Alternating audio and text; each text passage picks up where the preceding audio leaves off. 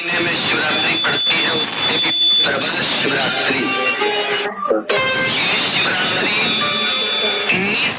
19 वर्ष के 2 बार गेप करने के बाद 183 वर्ष के बाद आएगा और 183 वर्ष के बाद फिर इसमें की शिवरात्रि प्राप्त होगी। और 183 वर्ष किसने देखे? जो शिवरात्रि के दिन मेरे मंदिर में दिया लगाएगा या बेलपत्री के पेड़ के नीचे जो दीप प्रज्वलित करेगा, उसके घर में लक्ष्मी सदा के लिए विराजमान रहेगी। जीवन में अगर बहुत तकलीफ है, बहुत कष्ट है, आपको पहले भी कहा, फिर कहते हैं, शिवरात्रि पड़ेगी। जो माघ महीने में शिवरात्रि पड़ती है, उससे भी प्रबल शिवरात्रि। ये शिवरात्रि 19 वर्ष के 2 बार गेप करने के बाद 183 वर्ष के बाद आएगा और 183 वर्ष के बाद फिर इसमें की शिवरात्रि प्राप्त होगी। और 183 वर्ष किसने देखे? कौन ने देखे? और निवेदन करूंगा, अगर जिंदगी में थोड़ी सी तकलीफ है, दुख है, कष्ट है, परेशानी है, तो उस शिवरात्रि को हाथ से मत जाने। शिवरात्रि को आपको पहले भी कहा कि क्या क्या वस्तु भगवान शंकर को हम रात्रि के समय पर चढ़ा दें, जिससे हमारा रोग समाप्त हो जाए, हमारी बीमारी समाप्त हो जाए, हमारे जीवन में सुख समृद्धि लक्ष्मी आ जाए। वो समर्पण का भाव है। और शिवरात्रि आने में देरी है, पर आपके जीवन में बहुत कष्ट है, बहुत कष्ट है। महाराज 5 कमलगट्टे, 5 बेलपत्र तांबे के लोटे में जल भरकर रख लीजिए। सीधे हाथ पर उस कलश को रखो जिसमें 5 कमलगट्टे और 5 बेलपत्र रखिए। श्री शिवाय नमस्तुभ्यम। शिव महापुराण का मूल मंत्र है, जैसे भागवत का मूल मंत्र है ओम नमो भगवते वासुदेवाय। शिव महापुराण का मूल मंत्र है श्री शिवाय नमस्तुभ्यम। इस मंत्र का 5 बार स्मरण कर कर आपको जो तकलीफ है उसको हृदय चित्त से धरकर मस्तक से कलश को लगाकर किसी एकांतेश्वर महादेव पर, एकांतेश्वर महादेव मतलब अपने गांव से, नगर से, शहर से जो बाहर खेड़े में हो, बिल्कुल बाहर,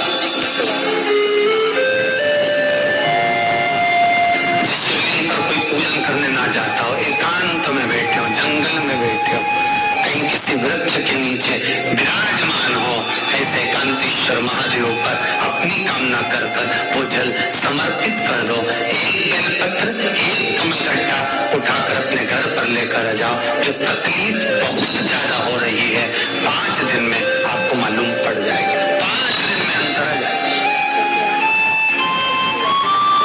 शिव का अनुमोदन करो, शंकर का स्मरण करो। 183 वर्ष के बाद वापिस आएगा योग। ये योग पहले मिल जाता 19 वर्ष में, पर अब मिलेगा 183 वर्ष।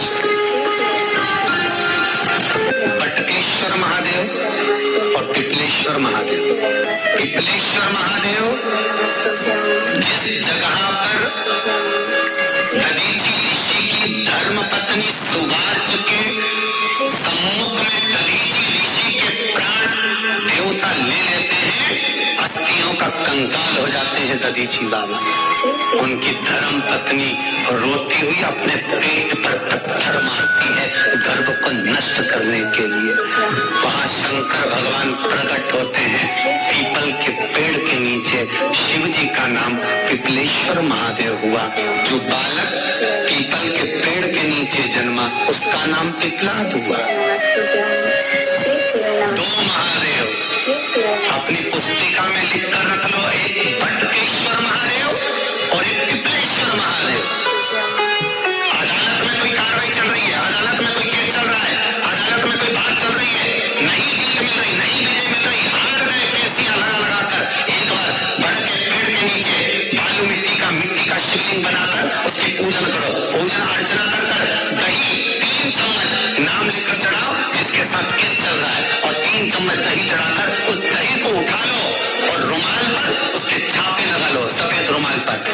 शंकर की पूजा अर्चना कर कर जल में विसर्जन कर दो बटकेश्वर महादेव का नाम लेकर, और उस रुमाल को घड़ी बनाकर रख लो। अगली कैसी जब हो उसको साथ लेकर जाओ, केस जल्दी निपटेगा, विजय प्राप्त होगी। मात्र 3 सोमवार करिए बटकेश्वर का स्मरण। उसी तरह पिपलेश्वर महादेव, कितनी भी बड़ी जिंदगी में रोग हो, चाहे कैंसर जैसा हो, लीवर हो, किडनी हो, कितना भी बड़ा रोग हो, भगवान पिपलेश्वर महादेव का स्मरण करिए। पीपल के पेड़ के नीचे शंकर भगवान के शिवलिंग का निर्माण कर उसकी पूजन अर्चना करिए, उसका शहद चढ़ाइए। पीपल का वृक्ष, आंवले का वृक्ष, शमी का वृक्ष, बेलपत्र का वृक्ष, ये औषधि पूर्ण है महाराज। डॉक्टर ने कह दिया डायलिसिस कराना जरूरी है, तो एक बार इस शिव महापुराण का उपाय जरूर करना डायलिसिस कराने से पहले। 5 छोटे छोटे पीपल के पत्ते लेना, शंकर जी का शिवलिंग का निर्माण पीपल के पेड़ के नीचे करना, मट्टी का पार्थिव शिवलिंग निर्माण कर कर उसकी पूजन कर कर बेलपत्री 5 चढ़ाकर 5 पीपल के पत्ते 5 शमी के पत्ते शंकर पर चढ़ा देना, आरती पूजन करना। शमी का पत्ता बेलपत्र छोड़कर 5 पीपल के पत्ते उठा लेना। जिस व्यक्ति को डायलिसिस का बोला है उस व्यक्ति को 5 पत्ते पीस कर छान कर पिला देना। 3 दिन बाद फिर जाकर डॉक्टर को चेक करवाना, डॉक्टर डायलिसिस का मना कर देगा, लीवर किडनी अपना काम करना प्रारंभ करेगा। पिपलेश्वर महादेव की पूजन, पीपल के पत्ते की औषधि जीवन का सुख दे जाए। पिपलेश्वर महादेव सहज नहीं है महाराज, कितना विचित्र वर्णन है, प्रैक्टिकल जरूर करना। सीवर वाला महाराज कहीं झूठ तो नहीं बोल रहा, और व्हाट्सएप में लिखकर भी भेजना करा कि नहीं करा, क्योंकि शिव महापुराण की लेखनी है।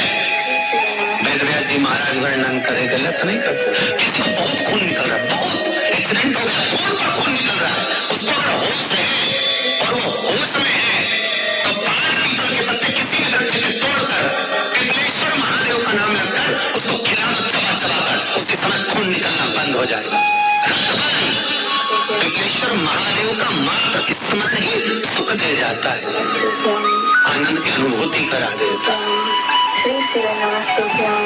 मात्र पिपलेश्वर महादेव।